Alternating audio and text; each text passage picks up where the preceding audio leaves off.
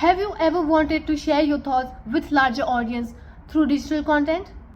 Well, creating high quality content is important, but optimizing it with SEO keywords will expand your brand's visibility.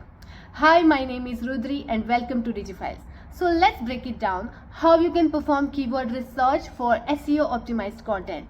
Start by listing out topics that are relevant to your product or service.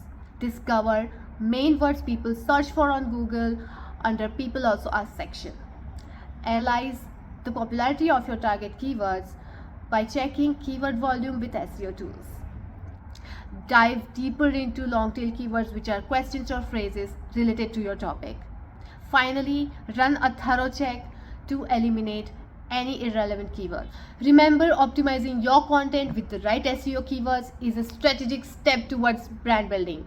Thank you for watching DigiFiles, and I'll see you in the next episode.